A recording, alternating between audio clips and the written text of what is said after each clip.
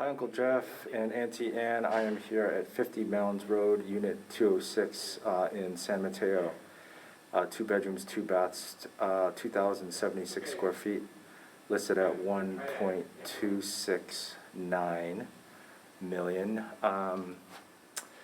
Thought I would actually just first take some footage here in the lobby. So this is the second floor. So there you see down there is the entrance.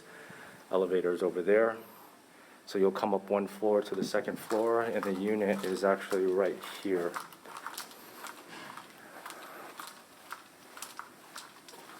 Close to the front entrance, but one floor up. Okay, so Lori and I just walked the property one time. Jeanette won't be able to see this one with us, but hopefully the video is helpful, just like the first one that we recorded in Danville. So same format, we'll just do a walkthrough of the floor plan so you can get a better feel for the property, and then you can view all angles, look up, down, left, right.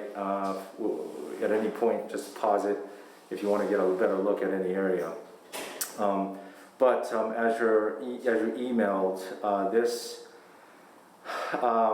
was built in 1973, but it's very clear they have done updates recently. I want to say probably late 2010s, at least in the living areas, and then you'll see as we move to the bedrooms, the bathrooms themselves. Not as recent updates, but they've done a good job here. And as you enter, we're in this entryway. All these are new floors, so this is engineered hardwood. So the top layer is wood and the bottom layer is composite, but they updated the floors throughout. So there's consistent, this hardwood in all the common areas and living areas, and the bedroom has some newer carpet. So just to orient you, here in the entry we have the bedrooms on the right hand side, and then the living areas and kitchen here on the left hand side. So we'll start here in the living areas. Before we do that, we have a coat closet right here off the entry, and then again moving left, here are the living areas. So here is the main living area. It's a large living room combo. So one main living area, we'll call this again living/family room. This is a perfect space here in the corner for the piano. And obviously when we have these floor-to-ceiling windows with the backdrop being the outdoors, it makes this room feel a little bit larger than it is. The ceilings are also above average height. So again, this feels a lot more open because of that, and larger. So living room, again, a space for the piano, and then we have here the balcony. And it's going to be a little bit hard to see in this video, but that is the Dunbarton Bridge. And just to orient you as far as direction, we have north facing the Dunbarton Bridge. We have east to this side, and then west. So as Lori was pointing out, we should have we should have sunlight throughout the day, especially with all these windows. One thing to point out though, and you can see just on the geographic on the map, we can hear some of the traffic from the 92 freeway, so it's going to be a constant because that is freeway noise. Sometimes we call that artificial ocean, but it is noticeable when you're outside. You cannot notice it inside. These windows are double paned, but when you're out here on the balcony, you can certainly hear the freeway noise. And you can't see the freeway from here because we've got trees and homes obstructing the view of the freeway, but it's just down there closer to the water, and you can't hear it. Okay, so this is the balcony. And then here we'll move into the dining room. So dining room, and then flows into the kitchen. One thing to point out, there are no, you'll notice this, but most homes, when they're put for sale, they take off all the window treatments.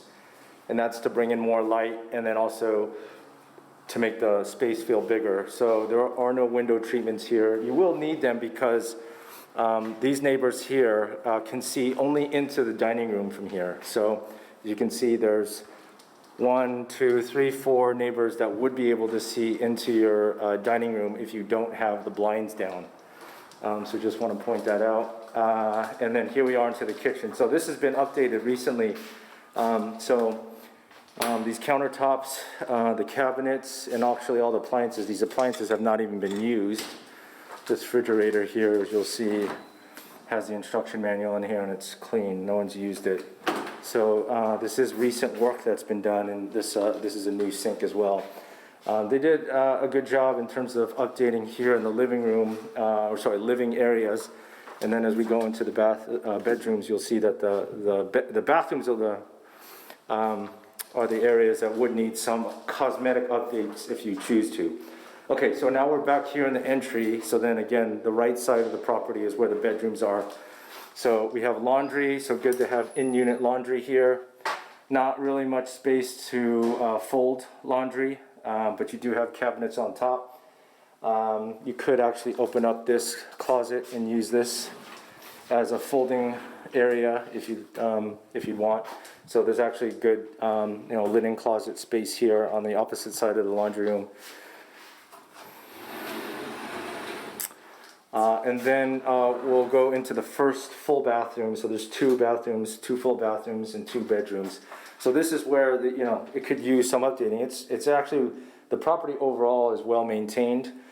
So to your question about major renovations, we'll get that information when the listing agent actually shares the HOA docs and the disclosures. I still don't have them. And that will tell us if there are any major projects that the HOA is working on. But as far as the unit itself, again, without me being able to see behind walls, etc., everything looks or checks out at the surface level. Is no major red flags. So here we have the shower stall. This is granite floors and then just basic tiles. Again, it's all clean. So the property's been well maintained. It's a good sign. Generally speaking, if everything is in good condition and well maintained, especially when you look at the floors, even though they're brand new, it's a sign that the homeowner has maintained and just taken good care of the property. So we have cabinets here in this bathroom. And then we'll move here, we'll go to the first bedroom. So we'll call, this is not the master, so this is just the first bedroom. There's a moving truck down there, so that's that noise. But another one where the neighbors, a couple of them would be able to see in, at least to this part, if you had the blinds up. But obviously if you could put blinds to create privacy. But this is a deep room. There's a good sized room with, 3 closets, one on each side of the wall and then one here in the back. So plenty of storage space. And then lastly, we'll go into the master. So this is the master bedroom. So we have kind of wasted space right here, but you could expand this and make more of a closet if you really wanted to. You could close this up a little bit and create a walk-in closet. I'm not sure if the HOA, we'd have to actually see the HOA docs to see what would be, what would be allowed, but I don't see an issue. But typically, as long as you're not knocking down walls, and in this case you'd be adding, you could do that if you really wanted to. Or, as Lloyd pointed out, you could put furniture back there. It's a little dark. Okay, and then here's the master bathroom. Same style, the same finishes. Again, this is the older part. I don't think that they've updated this. This is definitely updated since original construction, but not as new as the updates in the living area. So we'll call this kind of 90s updates.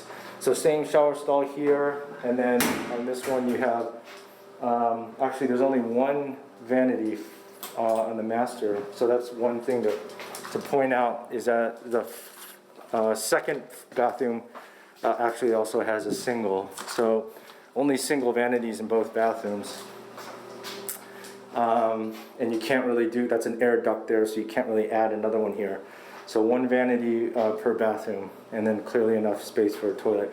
If you really wanted to, you might be able to, again, as long as the HOA allows for it, you could probably put one more vanity on this side to be a little awkward. But if that was important to you, or whoever the new owner would be, you have the option to do that, or potential option. And then here's the master. I actually want to say this is probably not as deep as the other room, but this one appears to be maybe a little bit wider.